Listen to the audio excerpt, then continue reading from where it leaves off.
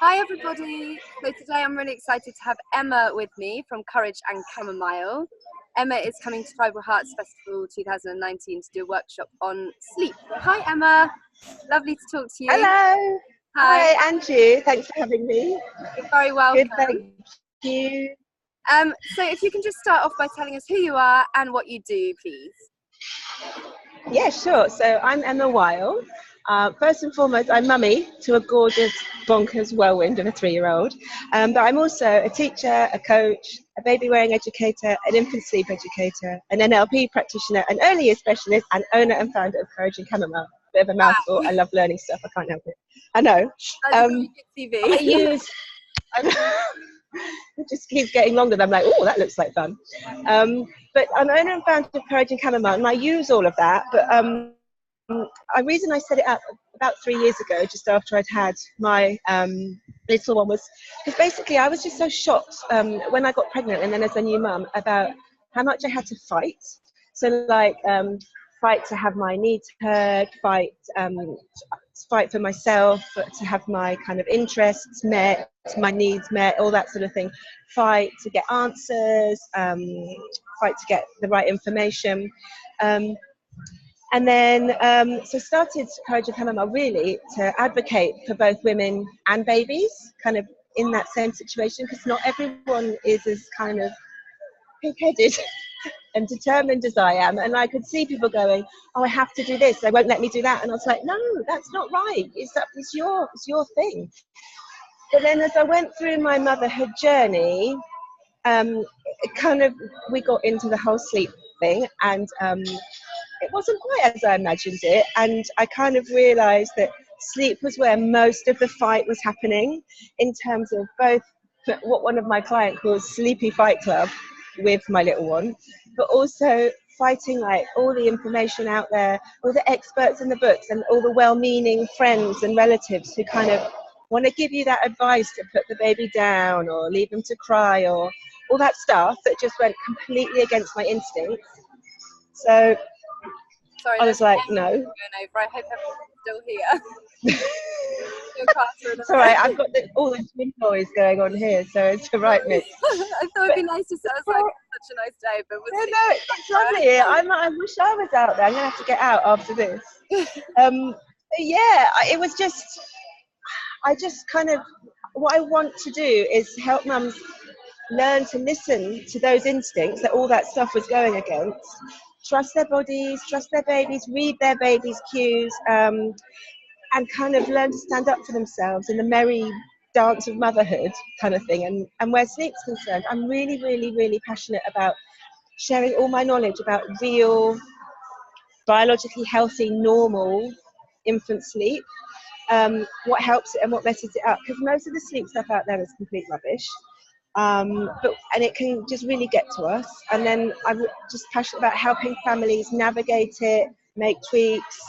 And also, when we dig deep, we find that a lot of families, it's not the sleep that's really the issue, it's all the other stuff that it impacts on in their life. So I help people achieve those. I use my coaching to help people achieve that other stuff that the sleep is kind of getting in the way of. So kind of if you were to sum it all up, what I do is I try essentially to help mothers find more joy in motherhood, because that is something that sleep and all this kind of self-doubt and all this noise at us can really rob. Yeah, okay, great, thank you. I mean, I know it's amazing how many people have such strong, I mean, everyone's got an opinion, but how much they feel defensive or or choices that, my child in my house with just me and her, does that impact on your life? So it's a hard thing to get through as parents, and that's many aspects of parenting that I was really unprepared for when I had my daughter. I didn't much at all, and she's 5 now and I'm confident in all my choices, but you still, I still struggle with it. So yeah, I completely understand that.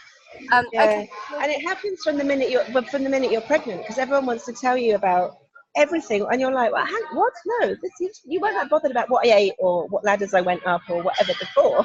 Leave me alone. Yeah, exactly. Okay, so you're holding a workshop on sleep, like we said, at Tribal Hearts Festival. Yes, exciting. What kind of age children or babies is it aimed at? Kind of what age up to? Yeah, honestly, it's kind of any age, because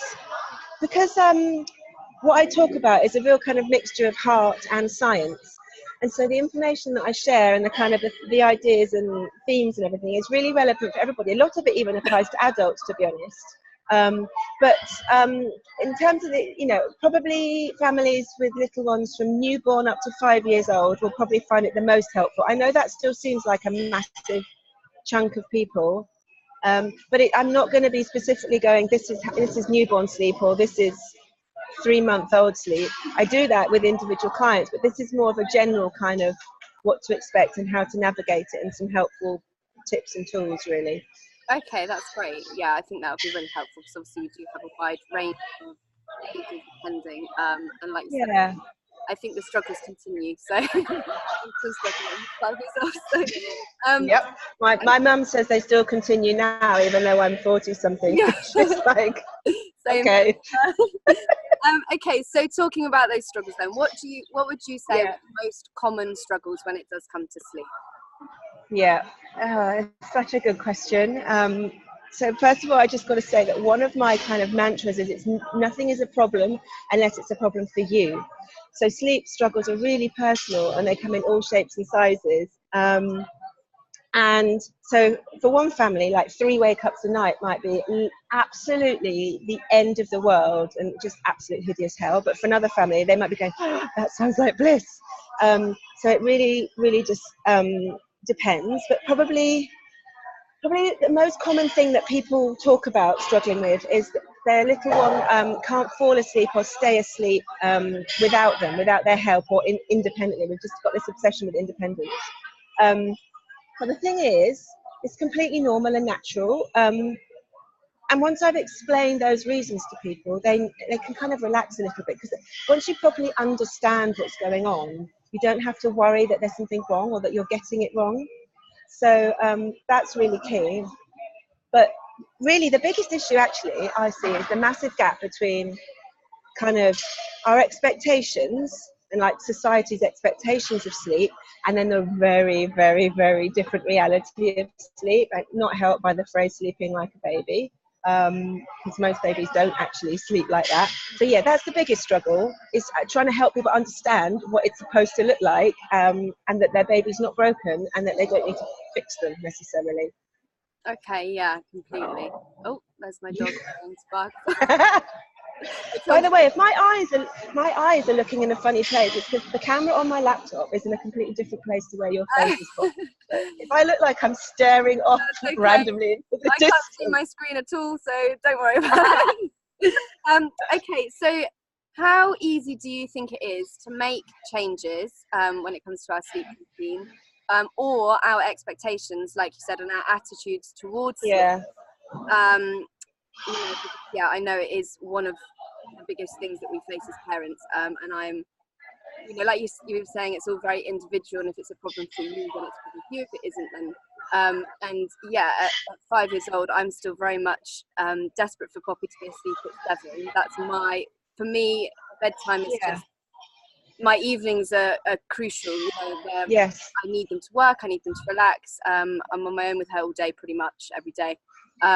So yeah, it's like a very big thing still.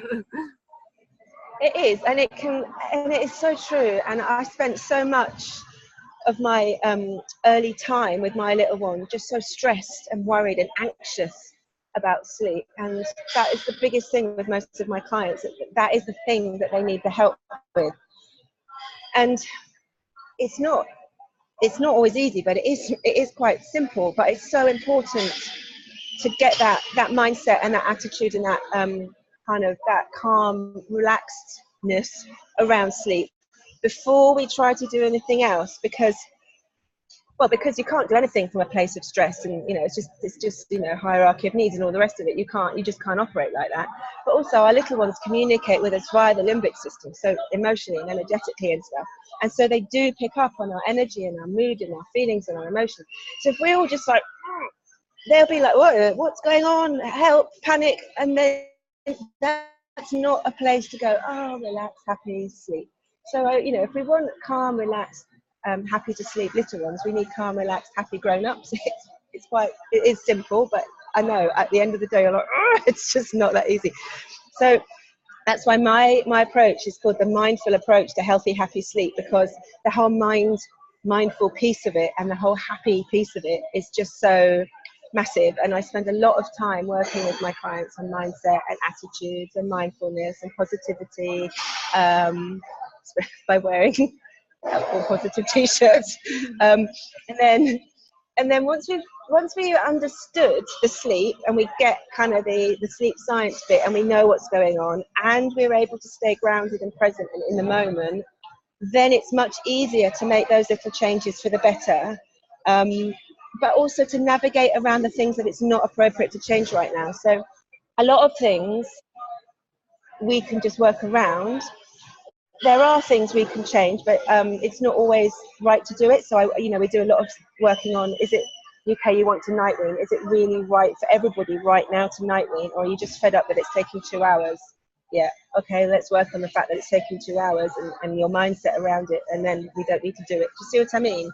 Yeah, yeah, exactly. So basically, yeah, I think what you're saying, if there are people out there watching now who are worried about sleep, feeling like going around in circles, it's taking hours and hours, then actually the first step is, because we're kind of, I've been through it thinking, okay, well, especially, as a baby, white noise, essential oils, let's do this, practical things. And actually the first step is probably just education, which is where you're going to come and teach us all at Tribal Heart. So yeah, that's really exciting. Okay, great. Acceptance and education, because if you're not accepting it, you're in a place of fighting it. But if you accept it, you can work with it to change it for the positive, and that's really important.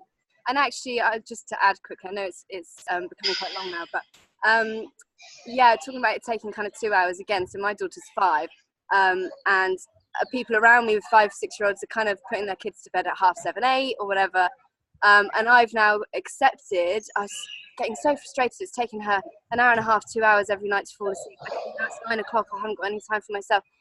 So I accepted it, that I was going to, because I was getting frustrated with the sheer time I'm laying in bed thinking about other things I could be doing. I've ended up going, you know what, I'll start bedtime at 5:30. So not actually putting her in bed, but bath, stories. So she is fully relaxed by 6:30 and normally asleep by 7, by which time, and I'm not staying in bed stressed. I'm happy to give that time, but we can change it slightly. So yeah, okay. Exactly. And the last question that I'm asking all of our speakers is just, what are you looking forward to the most this year? Oh my goodness, so much. It's hard to just pick one thing. I think I'm really looking forward to just spending the time with my family. The time with my family, but in that kind of really beautiful family environment. I love browsing the stores, inspiration from the speakers. But actually, do you know what, really, kind of being in a place where you know that everybody has got really similar values to you, because that just makes you feel so kind of comfy. He's agreeing. My mum's just turned up, so the dog's going crazy. Oh, amazing. Oh, well, but yeah, that village, it's amazing. Yeah, can't wait. That's actually the most popular answer pretty much that everybody says, so that's so lovely. Oh really? Yeah, amazing. That's really nice. All right, well, thank you so much, Emma. I'm so looking You're so welcome. Thank you very much. I hope you get to enjoy the sunshine today after the gym. Yes, well I'm gonna get out there now. I know, I'm feeling very something. Okay, and everybody who's watching, to find out more about our parenting workshops, check out our website, www.tribalheartstuff.co.uk. I have been adding a few more things, and I'm trying to add some more this weekend. So yeah, make sure you keep checking the program, follow us on social media. I will be posting this video onto Instagram as well, where we have a channel, and there's a couple more videos with Rebecca about our play workshop, and with Kathy about our pregnancy tent. So do check them out. They're really interesting, and hopefully will get you all excited about the festival. Okay, so see you all soon. Bye, Emma. Bye. Thank